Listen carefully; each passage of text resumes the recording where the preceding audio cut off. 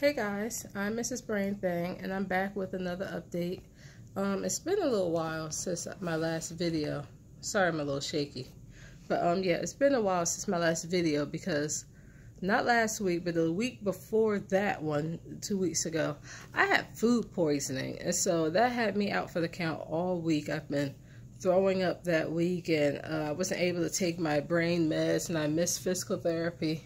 So it was a really tough week, and so I was out all of that week. So last week was my first week back to work, and I just had a lot of things that have been going on. But I don't know how far along. I can't remember how many weeks I am. I think about 7, 8 months. But by the time I upload this video, I'll make sure I put the right time on there, how long it's been since my surgery. But now, if you guys remember my last video, or maybe my second to last video, I was telling you guys about my physical therapist happened to get another patient who had the Chiari malformation, but she had her surgery 10 years ago. And so, she had her surgery 10 years ago, but she's back there at physical therapy. And so I had a lot of questions about that, and I asked the physical therapist if she didn't mind hand over my contact information to the lady, and if she would like to speak to me, and I had a couple of questions for her. And so she did get in touch, well, not get in touch, but she was there for physical therapy. But she did talk to her, and she did agree to speak to me and to share her information with me. And after speaking to her, she did agree, or she gave me her permission to do this video and to include her in this video. So hi Mary, but that's her name. Her name is Mary. And so she had her surgery 10 years ago, and when she started to get diagnosed, she didn't have the head pain that I was having. Remember, in the beginning, the very beginning, it started really last summer, but everything hit the fan last October. But it was started off as like maybe 2 migraines every week, and it wasn't a big deal, and became almost every day. And then I eventually lost my peripheral vision, where she didn't have any of those symptoms. What brought her to her diagnosis was her right arm was burning. So she didn't have any head pain or anything like that. She got into where that right arm was burning, and she would pick stuff up and it would drop. So she was losing control of her right hand. She wasn't able to pick up or do anything. And so once she got all her MRIs, that's how they came across the Chiari malformation. So she had her surgery. So I took a lot of notes from the phone call, and it was really nice talking to her, because we're both northern girls. She's from Long Island, and I'm from Patterson, New Jersey. So we did connect on that level. But it was really, she had questions for me, and I had questions for her. When you're anybody that's had or have this diagnosis knows that you don't really come across people who's going through the same thing.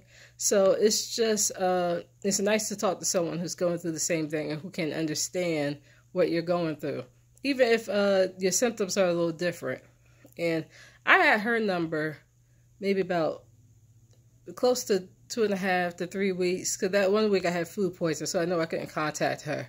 And once I started to get over the food poisoning last week, I was going to go ahead and call her. But I'm not going to say I got a little nervous, but, you know, have you ever seen one of those movies? I forget what movie in particular it was, but let's just say like someone's holding a picture frame, but there's a sheet over it. They say, okay, do you want to see what you're going who you're going to be in the next 10 years? So I think maybe it's because I knew that she was back in physical therapy, so I knew she was having some type of problem. And, you know, she has the same diagnosis, and it was somebody that's right here in my city. It did make me a little bit nervous. It did. I would say I was going to call it. I said, okay, well, maybe I should wait until this day, or maybe I would kind of find an excuse, maybe not necessarily a good one, but I did, I think I was a little bit hesitant, but I did build up the courage to go ahead and call her, because I do want to know why she's back. And the reason why she's back is because she's having that burning in that arm again. So she's still able to pick up things, but that burning is back. And that's what happened the first time. Now, she said that 10 years after that surgery, she was on the easy street. There was no pain. Well, she never had any head pain, but there was no, she had feeling in her hands. There was none of that. So she said the 10 years were wonderful. But all of a sudden now it's back. And so, let me see. I took some notes from the phone call. And I might have to go over this phone call maybe in another video. Once I have a bunch of notes. But you see, it's not really necessarily organized. But physical therapy isn't helping her. And so now her original surgeon that did her surgery 10 years ago is now in Atlanta. Like how my surgeon went up to Atlanta, but we had two different surgeons. But so now she's seeing someone else at the surgical center. But they're thinking, okay, well, maybe it's a pinched nerve. But she knows this is the same path that she went down before she had that first surgery. And she's like me. We're not trying to get a second surgery. This surgery is too much. It really is too much. So to go back in like that and to go back through everything you went through, it's been too much. So I'm sorry, I had to call, but it's been too much. So now when she said when she was in the hospital, it came out she didn't have to get on a walker like I did. Like, you know, I had problems with my legs following surgery. So, you know, you guys know I came out of the hospital. That did come out with a walker, but I spent a month and a half on a walker. And then I went to the cane, and then now I'm walking, but I do physical therapy. And, you know, I still have my cane as needed, but I haven't used it, honestly, since I've been back to work, and that's been August. But my legs still do give out, and I still have some back pain, but, you know. But physical therapy isn't helping her. And so she's trying to avoid another surgery. And so she's thinking she's going to go up to Atlanta to see somebody. Yeah, she said she's getting, now her burnings get to a point where the clothing on her skin hurts. Like, she doesn't wear any jewelry on that hand. And like the shirts, anything that brush up against her skin hurts.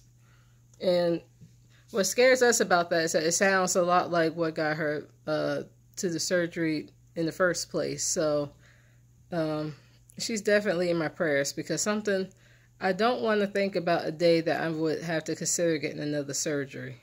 That's something that I'm really not looking to go through again. Anybody that had a brain surgery, all my other Chiari people, any other brain thing that's out there, it's not an easy decision. It's definitely not.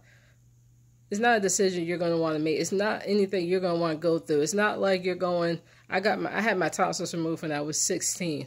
It's not like getting your tonsils removed, okay? Going into brain surgery, anything could go wrong. Like how I came out on a walker, you might come out any type of way. And there's been a couple of people in my support group if you guys need to follow me. If you're not following me on social media, please do that. Facebook, Instagram, okay?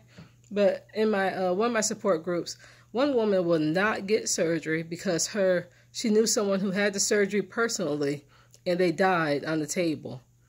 You gotta remember, this is brain surgery. I've never gone through anything like that in my life. I wouldn't wish that on anybody. It was intense. I'm still on brain meds. I'm still recovering. I still have pain. I still have bad days, but that's nothing I'm gonna want to go through ever again in my life. Okay.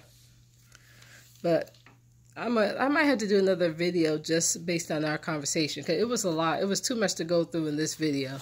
But yeah, symptom-wise, I guess that food poisoning set me off a little bit. Right now I'm eating about 2 meals a day because my appetite's not there. And during that week I had the food poisoning, I couldn't take my medicine, so I've been having bad head pain. It threw my back out of whack. And so my back and legs, I've been on a weaker side. And so I'm doing physical therapy. You guys know I'm doing physical therapy, but we're building strength on that. But I think that's where I'm at symptom-wise. I think I'm going to have to do a separate video just on that phone call, because this is a lot. This is a lot, but I'd like to thank Mary for giving me permission to share her story. And there was somebody else in my support group, not my support group, but a support group I'm in on Facebook that's had that burning feeling. But the things that she described on here, I mean, we were on the phone maybe about 45 minutes. The things she described on here, everyone has their own battles. Everyone had their own journey to diagnosis, but she's been through a lot. And that arm thing really gets me, that burning of the arm. So I think I might have to do a separate video on that, just on that phone call, just to go over all the things that we spoke about. I think that's probably going to be the best bet. But right now I'm doing okay. I'm still, I think I'm just recovering. It's been, the food poisoning was the week before last week. And right now my stomach's still not even all the way there. But I am taking my medicine. Thankfully my parents agreed to watch my toddler. I haven't been sleeping good either. And I've been in a lot of pain. So I'm going to take my pain medicine tonight and my muscle relaxer in hopes of, before I go to work tomorrow, me feeling like a normal person. You see I have my contacts in because I did go to the eye doctor, with the ophthalmologist, a specialist. And so my left optic nerve is fine, but my right optic nerve is still a little swollen. So we're watching that. And I forgot to mention that my last physical therapy appointment, my neuro nurse was in there.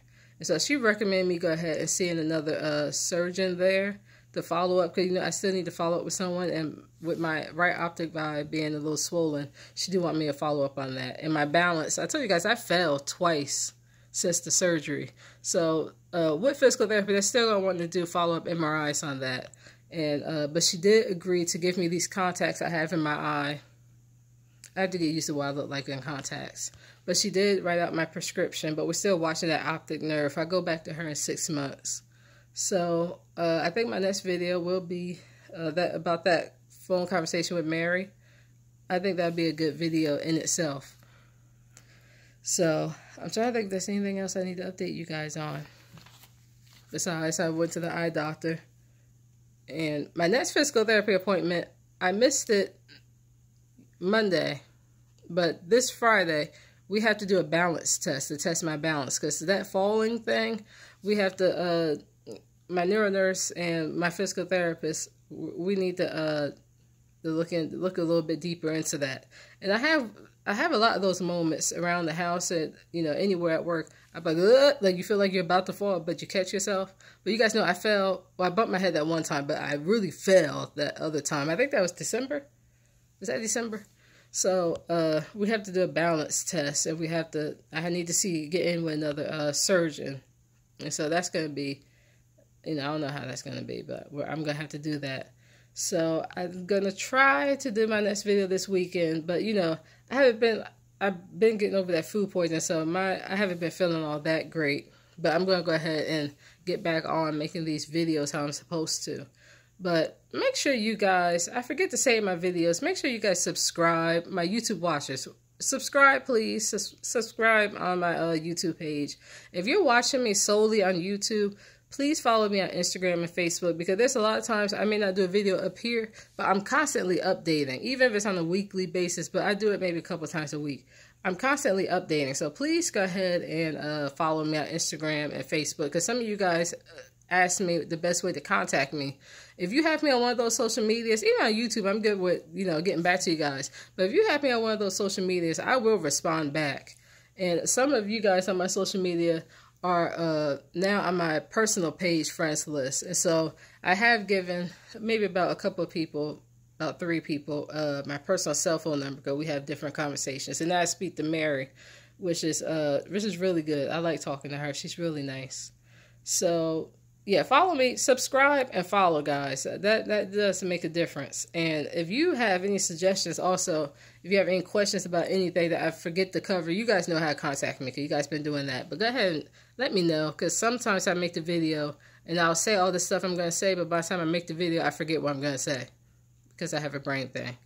But I will try to make the next video this weekend. Until then, tonight I'm going to go ahead and take all my medicine. All of my medicine. And hope for a better day tomorrow. I'm Mrs. Brain Thing, and I'll see you guys next time.